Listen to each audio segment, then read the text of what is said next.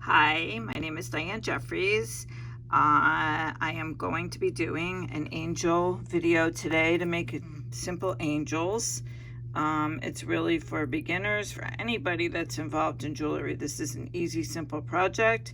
I posted a video previously, just the other day, last week I think it was, and it was also on angel earrings. And this is just to give you another variation of what you can do. Okay, these are also have the silver. This is a solid silver and it has a pink heart crystal. The silver wings are a little bit smaller than the ones that were in the previous video. We still have the cat's eye, pink cat's eye picked because it goes with the pink heart. And then we got the pink rhinestone. Okay, and then this hook is longer.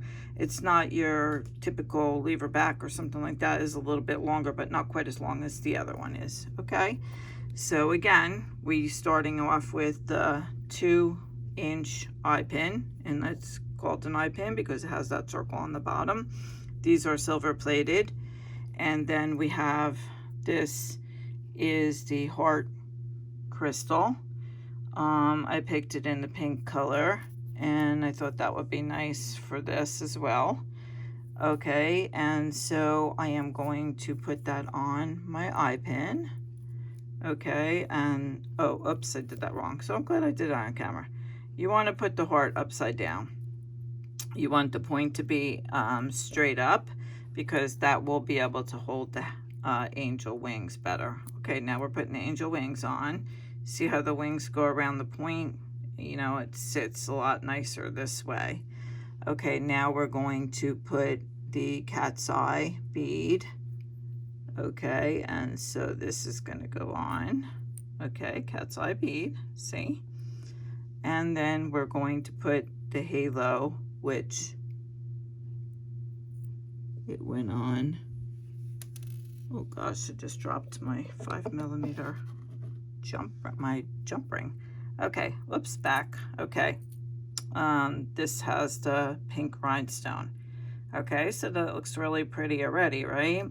With this one, like, I didn't have to do this with the other one, but for this one I did have to add, I'll show you at the finished product, a 5mm jump ring, because in order for it to sit right, it needed to have that jump ring added to it. So what I'm going to do is I'm going to put the jump ring on. Okay. Put the jump ring on. And then I'm going to cut the eye pin. So let me get my flush cutters. Where are my flush cutters? Okay, here they are. Whoops.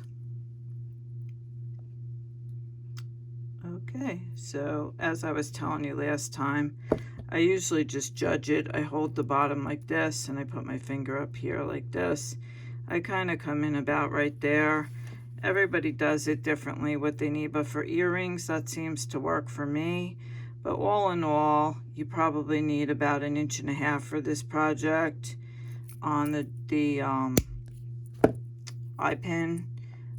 2 inches is what I start off with, and I just like to give myself a little bit more just in case.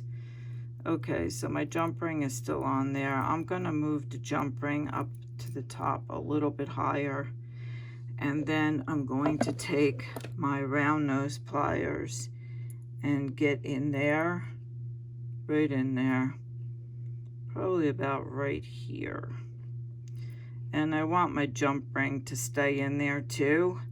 So I am going to turn it like this and really get it in there as much as I can. Okay.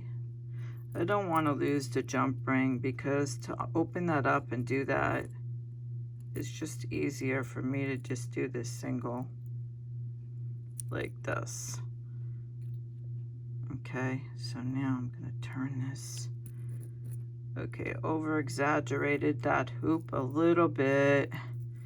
Let me see what it looks like though.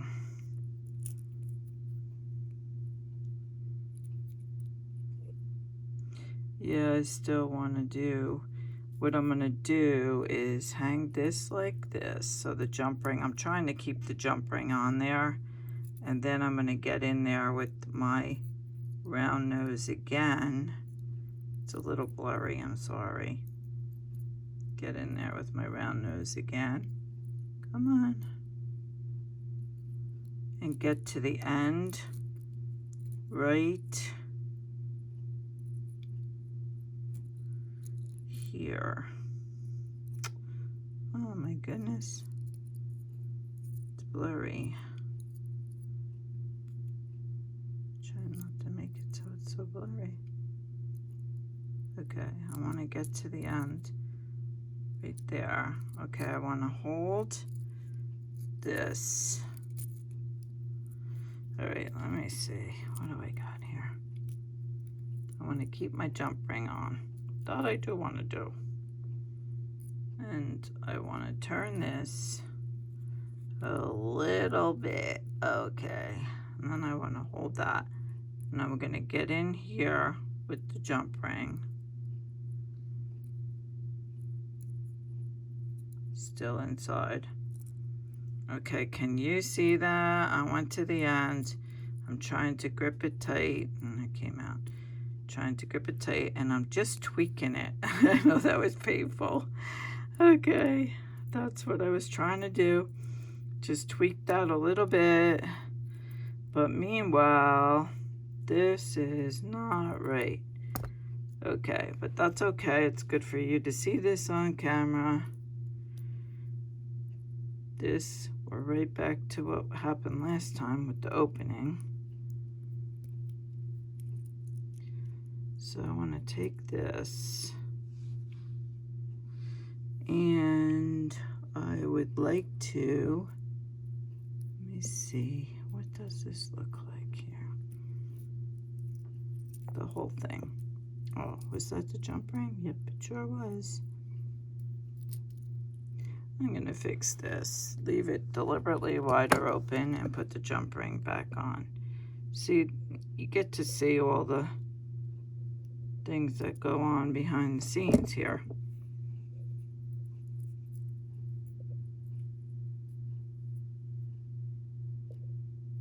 Okay, I am going to put this jump ring back on.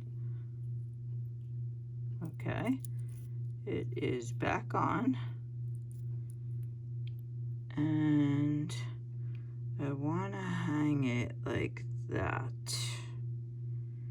so that I can see what I need to do here. I need to close this. Okay, so let me keep the jump ring to the right. That's what I want to do. I want to get in here, and I really just want to close this pretty good. So I'm over exaggerating this on purpose, and then I'm going to come back with my round nose pliers, and I'm gripping it pretty good with my, always use my ring finger to kind of hold it in place. But this jump ring, honestly, it is a little tedious to do it with this, but not all earring posts are going to require that. Okay, so now the jump ring is on there good. See? And the actual ring looks pretty good.